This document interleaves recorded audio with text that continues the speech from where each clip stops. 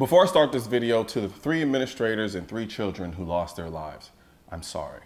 I'm sorry we live in a world where some people have a desire to ruthlessly slaughter innocent lives. And may your souls rest in peace as we struggle to find a way to stop this type of carnage. And to the Metro Nashville PD, you guys did a phenomenal job saving countless lives that day. You all handled yourself with an unbridled competence and compassionate urgency, and that's the reason why so many people were saved that day.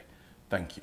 Now let's talk the Nashville school shooting. As is the case when shootings like this happen, there's a bunch of talk about passing gun laws so that this doesn't happen again. But the media figures and the celebrities and even regular people who say this never stop to ask, what gun control law would have stopped this? Background checks? All the guns that the shooter had were purchased legally. That meant the shooter had a background check to buy all of these guns, which also means there was nothing in the shooter's background that prevented them from buying these guns. What about raising the age to purchase a gun? The shooter was 28 years old. Are we gonna raise the age now to 30 years old? And what about a ban on so-called high-capacity magazines? The shooter had 3 guns on them: a pistol caliber carbine, an AR-15, and a handgun. Even if each magazine was limited to 10 rounds, the shooter would still have 30 rounds immediately at their disposal. That's assuming they didn't carry extra magazines, and in this case, they did.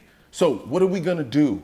Limit the number of rounds in a magazine to 5 rounds, and then when there's another shooting, limit them to 3 rounds? Limiting magazine capacity becomes a sliding scale with no end, other than to ban all ammo and all guns. There are millions of magazines already in this country, and school shootings aren't the only types of shootings in this country. As a matter of fact, school shootings represent a fraction of shootings in this country. They just get the most press. So it's safe to say criminals aren't going to follow the magazine capacity limitation. So the criminals will have 30+ rounds in their gun, while us law-abiding citizens are limited to 10, 5, or even 3, or whatever arbitrary number they come up with. You really want us to live in a world where the only people that have unlimited bullets in their gun are criminals and we're relegated to 10 or 5 or 3 rounds? And now let's talk about banning so-called assault weapons. Usually when people hear assault weapon, they think automatic machine gun, when in reality, they're talking about an AR-15, which is a semi-automatic rifle, because machine guns are already essentially banned in this country. If the logic is mass shooters use AR-15, so let's ban AR-15s, why isn't that the same logic we use for handguns? Because it's not a secret. Handguns are the most common weapon type used in mass shootings in the United States, with a total of 161 different handguns being used in 111 incidents between 1982 and March 2023. The most deadly school shooting in U.S. history was at Virginia Tech University, where the shooter killed 32 people and injured 17. And he only used a handgun. It's not like this shooter was going up against armed Navy SEALs. They were shooting children and staff members. They could have easily inflicted the same damage with a handgun. Now, I'm not saying the AR-15 is not a formidable weapon. It very much is, which is why we want them. It's the same reason the police used an AR-15 to stop the shooter, and they didn't use limited capacity magazines. As deadly as an AR-15 can be in the hands of a mass shooter, it can also be just as effective at saving lives in the hands of law-abiding citizens. I have a whole series on my YouTube channel called Defensive Gun Use, where law-abiding citizens use AR-15s all the time to save lives. At this point, if you're being honest with yourself, you can see that gun control is not the solution. It's the end goal. Meaning the gun control lobby and their politicians leverage these types of tragedies to push their goal for more gun control. It isn't about saving lives. It's about giving them more control over your life. Unfortunately, 6 people lost their lives, but I assure you, it could have been much worse. But no one wants to ask that question. Why wasn't it much worse? The reason they don't ask that question is because they know the answer.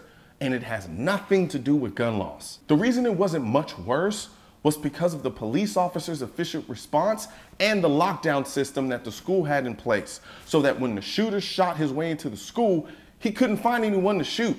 You can see him in the video wandering around looking for people, seeing little to no one. This gave the police precious time to get into the school and confront the shooter before he could kill anyone else. And that is what we call hardening our schools, i.e. making our schools an unattractive target to mass shooters because they're too hard to attack. What don't we understand about this?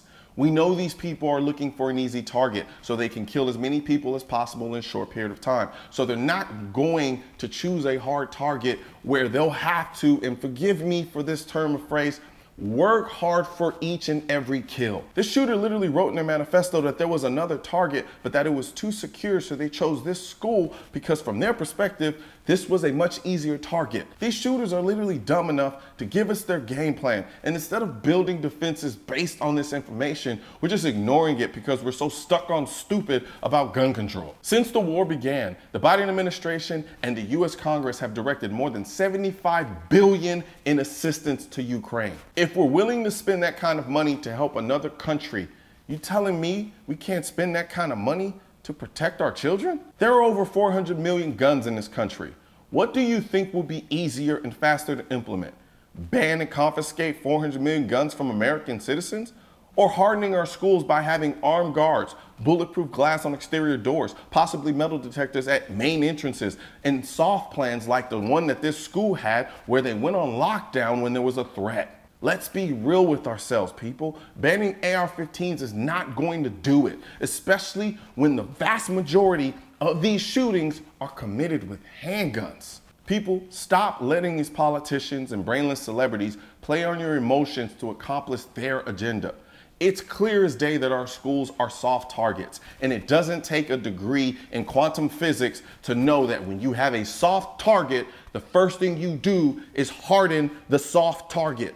Especially when that target is filled with our children.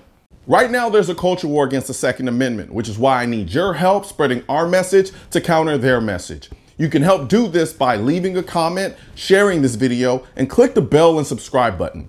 Let my voice be your voice and let them know you want to keep America tactical, because the right to keep and bear arms shall not be infringed wasn't a suggestion, it was a directive.